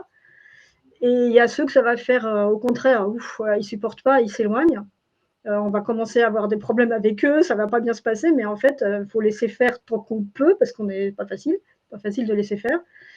Et, et clairement, il peut y avoir des grosses surprises. Et on peut parler de deuil dans certains cas, effectivement. Oui. Et tout le monde n'est pas prêt à ça, donc c'est pas toujours facile. Par contre, ce qu'il faut bien avoir en tête quand ça se passe, c'est que quand on se sépare comme ça de fréquences qui ne sont plus en résonance avec nous, parce qu'elles sont plus basses que les nôtres, de facto, et je l'ai vraiment vécu à plusieurs reprises, de facto, on ouvre la porte à des personnes qui résonnent beaucoup plus haut et qui résonnent avec nous. Et du coup, notre création, là on parle de réalité, la réalité qu'on vit est bien différente parce qu'on se met en relation avec des gens qui sont vraiment avec nos nouvelles fréquences. Et c'est là qu'on voit que notre émotion et nos fréquences, effectivement, créent notre réalité. Si tant est qu'on ne s'accroche pas, pas trop longtemps en tout cas, aux anciennes fréquences. Ouais, mais j'aime bien justement de le rappeler, c'est qu'on est tellement habitué, on a été tellement habitué à certains schémas que les anciennes habitudes sont tellement encore ancrées qu'il faut un certain temps que ça se détache. Mais effectivement, à partir du moment où une fréquence ne résonne plus avec nous, ce n'est que positif logiquement de pouvoir la lâcher. Ce qu'il y a, c'est que nous, à notre échelle, en tant que expérienceurs dans la matrice, ça veut dire que ça va changer l'entourage autour de nous. Alors, changer l'entourage, c'est comme si on crayonnait avec des nouveaux crayons de couleur. Au lieu d'avoir des couleurs fades, on va se retrouver avec des couleurs beaucoup plus lumineuses. Ça ne va pas donner le même dessin. Ça va être attirant pour une autre lumière. Exactement, et c'est vrai que là, on touche du doigt comment même au plan physique, effectivement, notre schéma émotionnel crée la réalité que l'on conscientise. C'est vraiment comme ça que ça se passe. Parce qu'on a notre pouvoir créateur, on peut créer plein de choses, mais il faut quand même bien savoir que la création, elle résulte de nos fréquences émotionnelles inconscientes aussi. Donc, tant qu'on n'est pas métabolisé, on peut se dire, mais pourquoi ça ne marche pas? Pourquoi je crée ça? Mais ça nous invite encore une fois à se connaître, à rentrer à l'intérieur, à dire pourquoi je crée, ça ne marche pas, le problème, il n'est pas à l'extérieur, hein, il n'y a personne d'autre que moi, donc c'est chez moi. Qu'est-ce que j'ai comme émotion que je n'ai pas vue? Avec quoi je crée? Parce que par exemple, créer de l'argent avec, en fait, avec des peurs de manquer, on crée avec la peur, en fait. Ouais, c'est ça. Si ou alors des croyances que l'argent est mauvais, que l'argent ne. Exactement, exactement. Donc si on a tout ça, forcément, la création ne va pas être forcément au bout tout de suite. Donc encore une fois, c'est connaissance de soi. Et pour se libérer, vraiment pour se libérer, pour cesser d'être important et pour exercer réellement son pouvoir créateur. C'est toujours la maîtrise émotionnelle au plan physique qui va compter en fait. Donc je vais faire un petit récap. On parlait souvent du secret, de la pensée positive, de la pensée créatrice. Elle ne peut pas fonctionner, la pensée créatrice, si notre conscience est parasitée. Donc, le fait de faire une séance d'hypnose régressive, ésotérique, va permettre de libérer la conscience, de prendre conscience aussi de nos schémas, nos vieux schémas et de nos peurs, et donc créer d'une autre manière, c'est-à-dire de créer en étant responsable de nos pensées, de nos actes, et de lâcher nos vieilles croyances qui sont même inconscientes. Disons qu'avant session, on a toujours, encore une fois, on a quand même le pouvoir créateur. Hein, donc, on peut faire des tas de choses, même interférer. Encore heureux. On n'a pas attendu une session pour vivre. Hein, on est bien d'accord. Mais c'est plus difficile. Mais c'est plus difficile, ne serait-ce que parce que, encore une fois, selon les schémas de chacun, si on est très lourdement chargé d'émotions compliquées et traumatiques, c'est forcément plus compliqué. Et là ça fait vraiment une réelle différence dans la création, hein, avant-après. Mais vraiment, c'est quand même. On vit avant, hein, attention, on vit avant et on a notre pouvoir créateur avant. On n'a jamais cessé d'être une conscience qui crée ou non sa libération, ça c'est autre chose. Mais déjà, retrouver sa nature intérieure de conscience éternelle, déjà, si on le vit au quotidien et qu'on sort de ce processus de peur de la mort, rien que ça, c'est tellement énorme. C'est tellement énorme. De vivre effectivement que c'est le corps là, c'est une expérience de ma conscience, de ce que je suis, qui a un début. Lui, par contre, le corps, il a un début, il a une fin, mais pas moi. Déjà, vivre ça au quotidien, ça apaise énormément. Enlever la énormément. peur de la mort. Surtout Déjà. avec toutes les peurs qu'on essaie de générer toute la journée autour de nous. Déjà ça, c'est important. C'est Alors, fondamental même, en fait. ben justement, donc pourquoi je t'invite moi aujourd'hui sur cette émission, c'est parce qu'en fait, on est quand même en fin de cycle. Et pour accompagner ce cycle le plus sereinement possible et de participer en tant que créateur, parce que c'est notre rôle, hein, nous aussi, c'est notre rôle, nous sommes créateurs, donc c'est notre rôle. Le fait de conscientiser justement que nous sommes un peu parasités et de prendre la démarche inconsciente ou consciente de faire le pas vers une libération de notre conscience, enfin, qui se fera tôt ou tard, mais autant que ce soit qu'elle soit faite si elle se présente, si ça se présente. Et c'est pour ça que comment je vais dire, je profite de mon expérience pour la partager. Alors, comme je dis, je m'en fous toujours du nombre de likes qu'on va avoir sur l'émission. Peut-être que ça va parler ou pas parler, on s'en fout. Au final, ça parlera de manière juste aux personnes qui ont déjà mis en route leur système de libération de conscience. Oui, oui, mais exactement, exactement. Et, et vraiment, c'est se souvenir que c'est nous qui créons la ligne temporelle. Si on va observer comme vraiment le champ des possibles et des potentialités est infini, on peut très bien observer une ligne de temps en 2025 pour la Terre où tout le monde est déjà robotisé, ou au contraire une ligne de temps où en 2025 les gens respectent l'environnement, ont bien compris les résonances, les fréquences, la nature, tout existe. Ce qui prouve bien que là, c'est juste la réalité que dans notre majorité, nous vivons, nous conscientisons, nous acceptons de conscientiser par nos fréquences. Donc ça nous met vraiment dans notre plein pouvoir créateur de on peut changer la ligne en fait. C'est juste une question de décision des consciences qui sont incarnées là. Et comme tu dis, en changeant, en allant prendre conscience que notre conscience est libérée, enfin, en la libérant, en prenant conscience qu'elle est libérée, parce qu'elle a toujours été finalement libre. C'est juste que nous, on n'a pas conscience de ça. Elle est libre, mais elle est parasitée parce que y a des vieux schémas qui se sont accumulés et qu'on va faire un peu le gros balayage en se disant, on recommence là maintenant, c'est bon. Il y a la page, elle est recommencée. On n'a plus besoin d'expérimenter ce genre de truc-là. On l'a déjà expérimenté, c'est bon. On passe à autre chose. Ça veut dire que sur une fraction de seconde, à partir du moment où on le décide, à l'instant où on le décide, notre ligne de temps change et nous pouvons déjà créer dès aujourd'hui, dès maintenant, dès cette émission, dès cette fraction de seconde qui est là, une autonomie vers la libération. Mais déjà, là, si tu le voulais là maintenant, si ton attention était mise là-dessus, il faut quand même se concentrer un petit peu, se mettre à s'intérioriser, mais là, tu peux créer une ligne de temps qui t'est plus favorable. Tu peux immédiatement sentir que, oh, je suis en train de basculer, de changer de ligne de temps. Et tu vas même percevoir autour de toi qui a changé, dans quel sens. C'est vraiment étonnant à vivre, hein. Mais on a vraiment cette potentialité-là, tous. Et si toutes les consciences incarnées d'un seul coup décidaient, allez, ça y est, on est libre immédiatement, en fait, on serait sur une ligne sans interférence. Enfin, on peut vraiment tout créer. C'est vraiment nous qui avons la main. C'est vraiment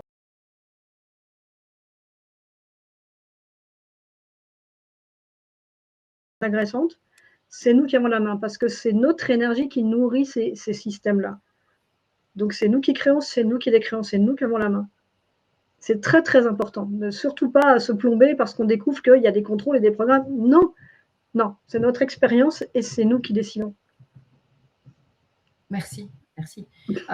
Est-ce que tu avais envie de partager, donc on a expliqué qu'il fallait vraiment être accompagné, donc ne pas. Est-ce qu'il y a des contradictions peut-être déjà? Est-ce qu'il y aurait des contradictions? Est-ce qu'une personne qui est un peu trop fragilisée doit d'abord faire un travail au niveau psychique avant de pouvoir être accompagnée? Ou alors tu te dis qu'à partir du moment où elle prend rendez-vous, c'est que c'est bon? Ça, c'est une bonne question. Je pense que c'est pareil, ça va être au cas par cas, parce qu'encore une fois, il peut y avoir des cas extrêmes comme ceux dont on a parlé, et en fait, ça va bien se passer. Ou même si c'est très difficile après, ça va quand même bien se passer parce que la personne gère, tout simplement, parce qu'elle a le niveau de conscience pour gérer. Et à côté de ça, il y a des cas où on sent qu'il ne faut pas y aller. On sent que ça va être trop compliqué, ça ne va pas être forcément facile à mener. Alors, est-ce qu'on pourrait dire aussi, par exemple, là c'est une question que je te pose, une personne qui aurait des problèmes de schizophrénie, de bipolarité, qu'on pourrait dire d'ordre psychiatrique, entre guillemets, est-ce que ça peut avoir une influence sur cette personne-là de faire une hypnose régressive ésotérique? Ah bah, ça arrive régulièrement, oui. Ça arrive régulièrement que des profils comme ça aussi compliqués s'améliorent très nettement. Mais encore une fois, en fait, on libère les espaces subtils par la session. Donc, on ne part pas du plan physique pour résoudre un problème physique. C'est ça. En ce sens, ça n'est pas du tout une thérapie. Donc, on ne peut pas dire à l'avance à la personne, bah, dans 6 mois, vous allez être, ça va aller mieux. On ne sait pas comment ça va se passer. Il n'y a pas de relation mathématique entre la libération du subtil et puis la pathologie physique. Ça va changer des tas de choses parce que généralement, quand il y a des choses comme ça, il y a des implants, il y a des, voilà. Donc forcément, il va y avoir des impacts sur le physique parce qu'on est la conscience et que donc ça va toucher au plan physique. Mais on ne peut pas dire mathématiquement ce qui va se passer à la personne et surtout en plus en combien de temps. Alors là, encore moins. C'est vraiment au cas par cas. Mais oui, on a des exemples effectivement de pathologies compliquées qui ont vraiment beaucoup évolué, mais on ne peut jamais savoir. Encore une fois, ce n'est même pas une thérapie, encore moins plus que ça. Mais ce n'est même pas une thérapie. Hein. Oui, mais toi, tu verrais. Donc, si la personne se présente et que pour toi, c'est pas OK, d'ailleurs, tu le demandes, je suppose, quand même. Tu demandes si c'est OK ou oui, si oui. Ah bah oui, bien sûr. Oui, je demande s'il y a un suivi, oui, bien sûr. Mais ce n'est pas parce qu'il y a un suivi psy que c'est forcément une contre-indication. Par contre, en plus, comme moi je travaille avec une télépathe, la personne n'est pas mise en hypnose, donc il n'y a pas de risque par rapport à ça. Et après, bah, il faut faire confiance à la conscience. Si elle a créé la session, ce n'est pas à moi de dire non, en fait, de base. Donc, elle sait qu'elle va gérer le corps physique. Et après, il peut y avoir par contre besoin d'accompagnement, y compris vraiment en psy. Il n'y a pas de problème avec ça. Ce n'est qu'une discipline qui accompagne un type de déséquilibre spécifique. Mais il n'y a pas, encore une fois, il n'y a pas de jugement ni de peur à avoir par rapport à cette discipline. Parce qu'il y a des gens qui ont peur et ça se comprend, il n'y a pas de souci, mais c'est une peur. En réalité, c'est que c'est une spécialité comme une autre, comme on irait voir un chirurgien. C'est une spécialité comme une autre, avec un dérèglement qui va être plus au niveau neuronal et autres par rapport aux interférences, aux implants, à plein de choses, au trauma. Mais c'est accompagné comme il se doit, que ce soit par la médecine, par des thérapies, peu importe. Mais tout s'accompagne en fait. Alors, je voulais encore poser une petite dernière question. Si à un moment donné, est-ce qu'on pourrait concevoir que si nous prenons conscience vraiment de notre pouvoir créateur et que nous sommes illimités, du jour au lendemain, de dire que nous ne sommes plus là? Alors, qu'est-ce que tu appelles ne plus être là? Physiquement.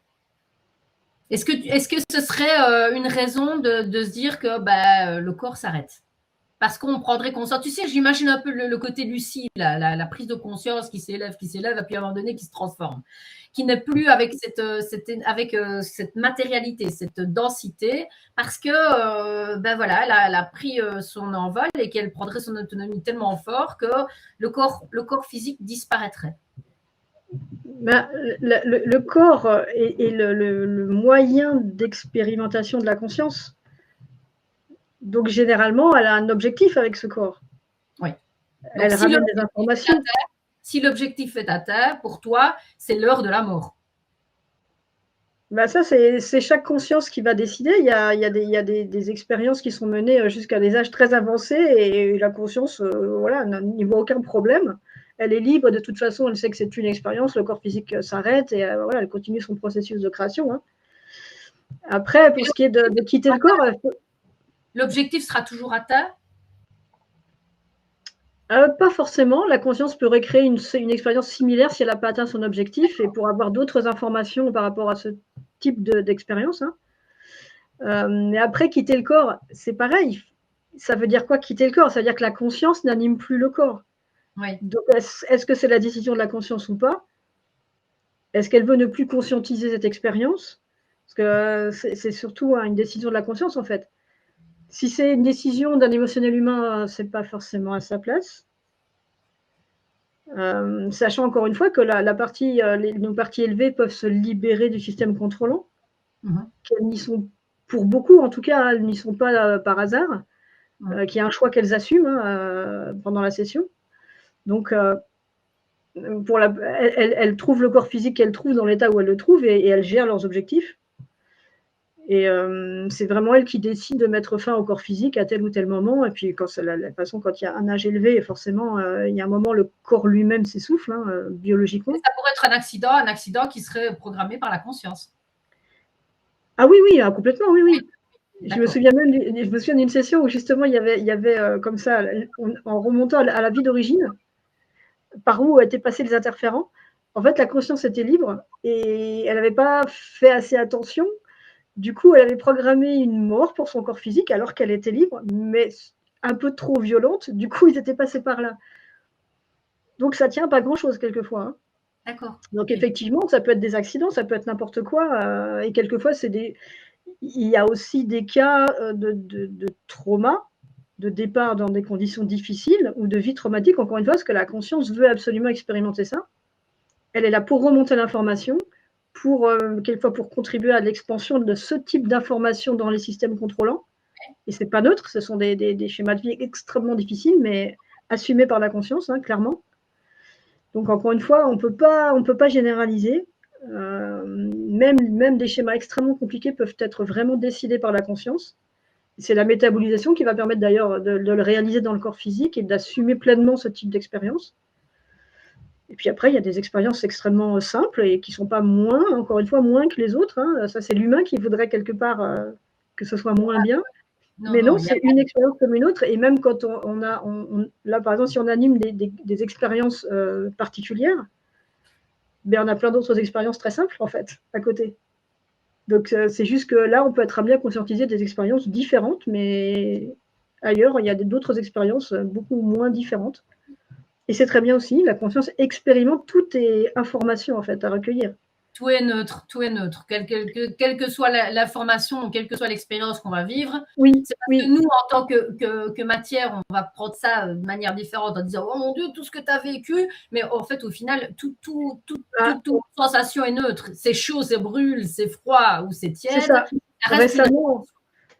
Récemment, c'était la fin de vie vraiment d'un corps et c'était douloureux. Et la conscience m'a dit la souffrance est une expérience. C'est difficile à entendre du corps humain, on est d'accord. Mais pour la conscience, c'était une expérience. Et elle était libre, hein, vraiment libre. C'était une expérience de fin de vie et voilà. Et alors, donc, on pourrait imaginer, donc, les consciences peuvent commettre, comme tu as l'air de dire, des erreurs. Des erreurs, alors, ça existe à leur niveau, ça existe, l'erreur comme nous. C'est même pas une erreur. En fait, ce n'est pas une erreur. C'est ce que tu viens de dire. En fait, pour la conscience, ce n'est pas une erreur, c'est déjà une expérience. Voilà. Imaginons que c'était le fruit d'une précipitation. Imaginons. Oui, c'est ça. Voilà, oui, c'est ça que je veux dire. La conscience va dire, j'ai expérimenté la précipitation, je recalibre, maintenant j'expérimente peut-être la précision. Oui, c'est ça. Tout est expérience, vraiment. C'est difficile pour nous d'imaginer ça parce que on est toujours, comme je dis, étriqué dans un mode matriciel où on est tributaire d'émotions très très fortes et qui ont remplacé en fait l'expérience tout court, neutre. On n'est pas dans la neutralité, nous on est dans, comme tu disais, la dualité, le bien, le mal, le froid, le chaud, le piquant, le doux, tout est en contradiction, alors que ce n'est pas une contradiction, c'est tout et coexiste. C'est ça, et puis oui, vraiment tout est expérience pour la conscience, ça c'est évident.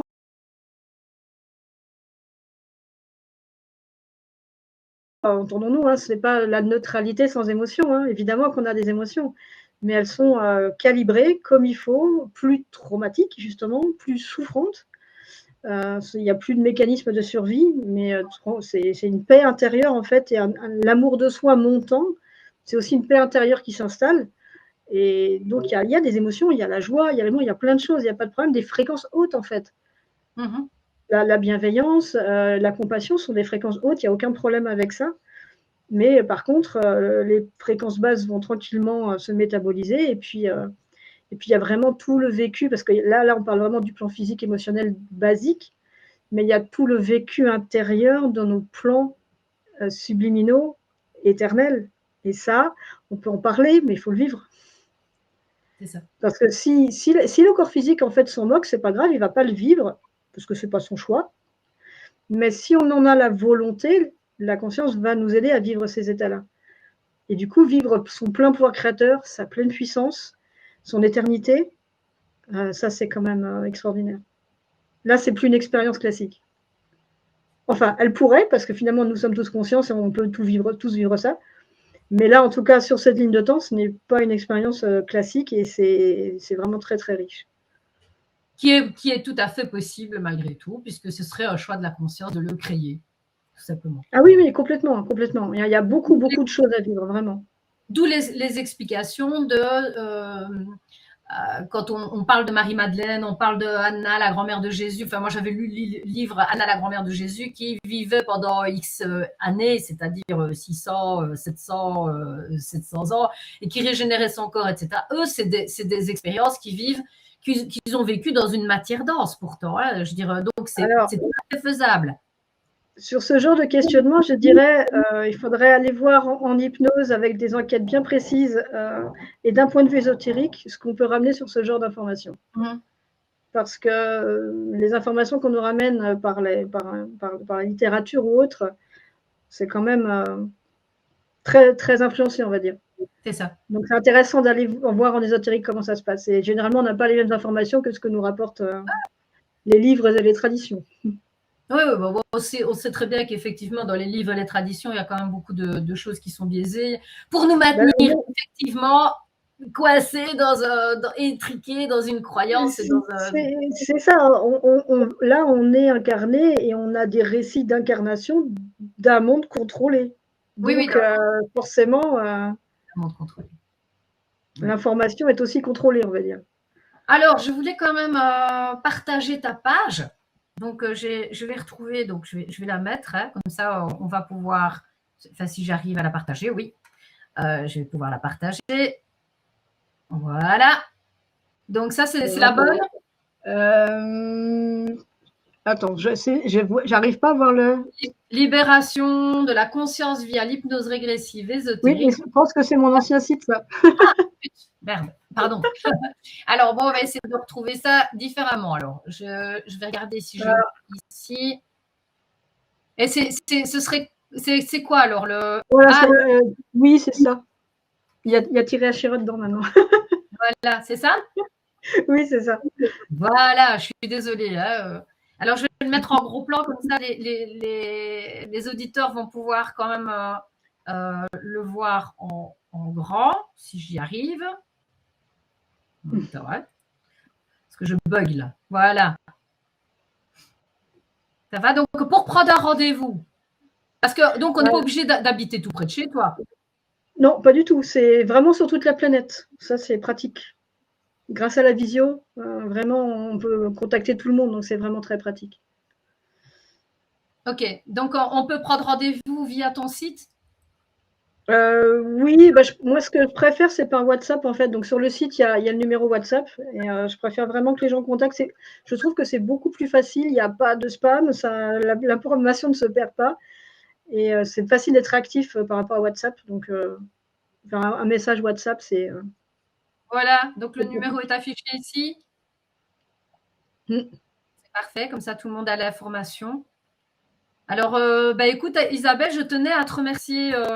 Est-ce que tu avais peut-être une autre information que tu voulais donner? Non, je pense qu'on a parlé de l'essentiel. Pour moi, c'était vraiment important de vraiment de faire passer le message que si la prise de conscience des contrôles est anxiogène, oui, mais c'est nous qui avons la solution. C'est tellement important de dire, OK, prenez conscience qu'on est dans une marmite et que l'eau monte, de plus en plus la température monte, OK, mais c'est vraiment nous qui avons la réponse. Et c'est ça que j'aimerais bien que les gens entendent ça, en fait. Pas juste l'anxiété de comprendre ce qui se passe. C'est tellement important. Tellement important. Et que vraiment, c'est important de comprendre ça. Et puis aussi que vraiment, c'est pas une baguette magique. Hein, on en a beaucoup parlé. Ça libère, oui, les plans subtils, mais après, dans le plan physique, il faut se prendre en charge. Si on n'a pas la volonté d'avancer, la volonté de se connaître émotionnellement, voilà, c'est plus ou moins facile, plus ou moins fluide. Parce que, encore une fois, c'est la présence de la conscience à elle-même qui va lui permettre de se libérer dans le subtil. C'est pareil chez nous. La présence à nous-mêmes, on ne se connaît pas, on se découvre, on apprend à se connaître et c'est joyeux en fait, vraiment joyeux.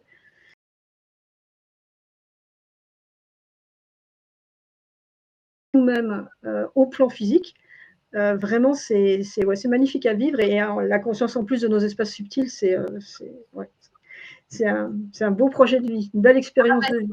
Bon, voilà, moi, je me suis rendu compte quand même des changements qui étaient bluffants, même si, comme je te dis, il y a des fois où c'est vrai que, comme tu l'expliques bien, Oui. c'est inconfortable parce qu'il y a des nouveaux chemins neuronaux qui doivent se faire, mais ça Et reste puis, quand même.